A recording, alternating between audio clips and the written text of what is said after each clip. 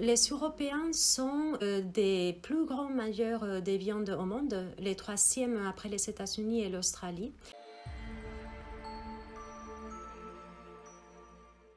Alors, je m'appelle Myriam Cuet, je suis économiste et je travaille au laboratoire à l'UMR Sens. Alors, les papiers que j'ai présentés dans ces colloques, c'était une proposition pour une nouvelle manière de penser la consommation des viandes. Il y a l'introduction d'un nouveau concept qui s'appelle un corridor de consommation durable des viandes. Alors, qu'est-ce que c'est qu'un corridor? C'est un espace à l'intérieur d'un plafond et d'un plancher à l'intérieur duquel on pourrait consommer de la viande, satisfaire les besoins de tout le monde sans nuire à la planète. Et donc, quelques éléments de contexte, les Européens sont des plus grands mangeurs des viandes au monde, les troisièmes après les États-Unis et l'Australie. Et quand on regarde les sujets de la viande, on s'y attaque d'un point de vue scientifique, on va dire de manière très cloisonnée.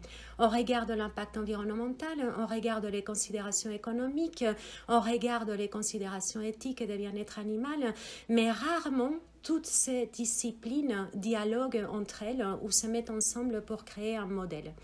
Et donc, ma proposition est justement de créer ces modèles des corridors qui diffèrent de ce qui existe actuellement sur 4 points. En fait, les premiers, c'est que justement, ça permet de présenter une vision holistique dans laquelle toutes les disciplines en lien avec les sujets pour pouvoir dialoguer entre elles.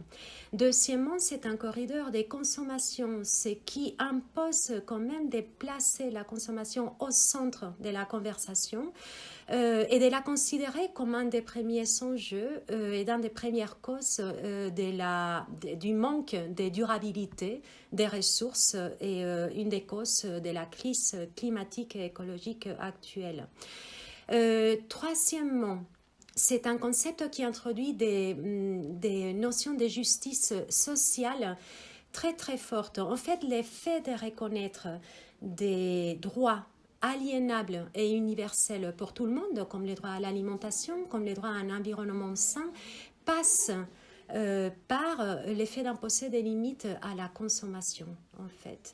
Et quatrièmement, ce qui est aussi très intéressant dans ces concepts, c'est que ces corridors ne seraient pas uniquement issus d'une démarche scientifique, mais c'est que pour sa définition, il y aurait, via des approches participatives, tout un tas d'acteurs qui seraient consultés pour participer à sa définition. Donc, cela inclut évidemment les acteurs les plus concernés, agriculteurs, industrie de la viande, mais aussi des acteurs de la société civile, comme des associations de défense des droits des animaux, les associations environnementales, les consommateurs évidemment, les politiques, avec une idée justement de donner une voix à une pluralité des valeurs qui seraient prises en compte dans la définition finale du corridor.